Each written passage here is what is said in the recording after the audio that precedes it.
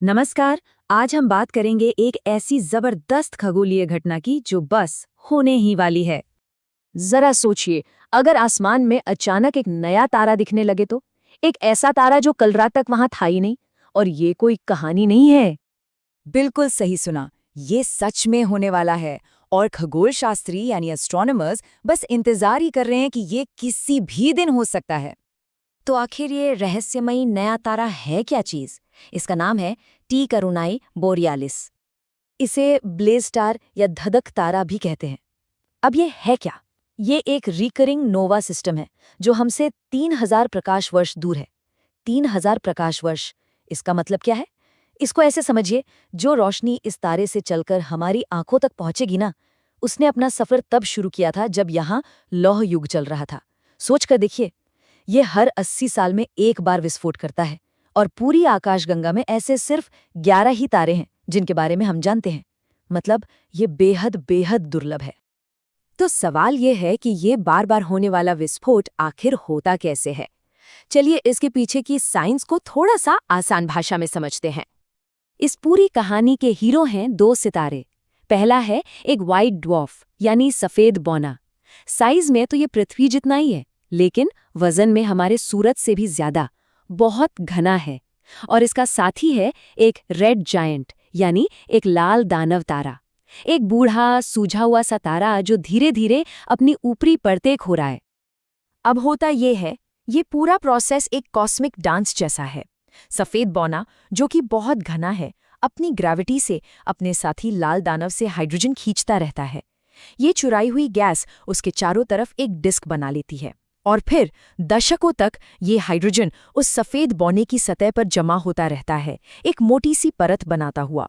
और जब प्रेशर और गर्मी हद से ज्यादा बढ़ जाते हैं, तब एक अनकंट्रोल्ड थर्मोन्यूक्लियर रिएक्शन शुरू हो जाती है और बूम, एक जबरदस्त विस्फोट होता है।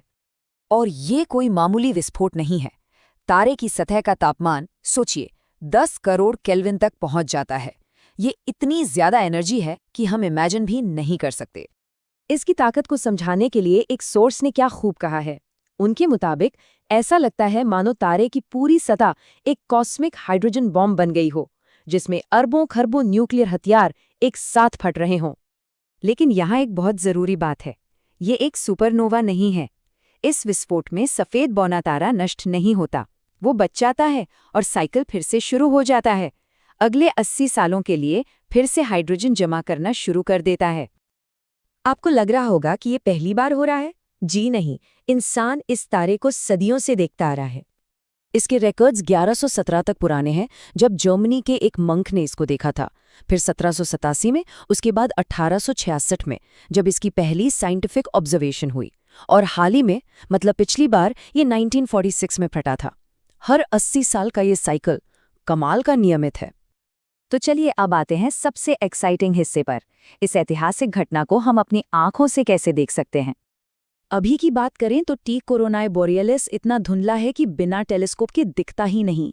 लेकिन जब इसमें विस्फोट होगा तो इसकी चमक अचानक बढ़ जाएगी, मैग्नीट्यूड 10 से सीधे मैग्नीट्यूड 2 तक। यानी ये ध्रुव तारे नॉर्थ स्टार जितना ही रोशन हो जाएगा। ये कितना ज्यादा है अंदाजा लगाइए। इसकी चमक 1600 गुना बढ़ जाएगी। बिल्कुल ऐसा लगेगा जैसे आसमान में एक नया तारा अचानक से पैदा हो गया हो। तो इसको ढूंढना कैसे है? आसमान में कोरोना बोरियालिस नाम का तारामंडल ढूंढिए, जिसे नॉर्दर्न क्राउन या उत्तरी ताज भी कहते हैं। यह हरक्यूलीज और बूटीज तारामंडलों के बीच में तारों का एक छोटा सा सिमी सर्कल जैसा दिखता है। बस उसी जगह एक नए चमकीले तारे पर नजर रखें जो पहले वहां नहीं था। और हाँ, ये लगभग एक हफ्ते तक नंगी आंखों से दिखाई देगा। लेकिन ये सिर्फ एक खूबसूरत नज़ारा नहीं है, वैज्ञानिकों के लिए भी ये घटना बेहद बेहद जरूरी है। तो सवाल उठता है, 800 साल पुराने इस विस्फोट को देखने की इतनी क्या जरूरत है? क्योंकि यह एक नेचुरल लेबोरेटरी की तरह है। इससे हमें एक्सट्रीम फिजिक्स को स्टडी करने का मौका मिलता है। यह तारों के विकास और न्यूक्लियर एस्ट्रोफिजिक्स से जुड़ी हमारी थ्योरीज को टेस्ट करता है। इससे हमें बाइनरी स्टार्स के आपसी रिश्ते को समझने में मदद मिलती है।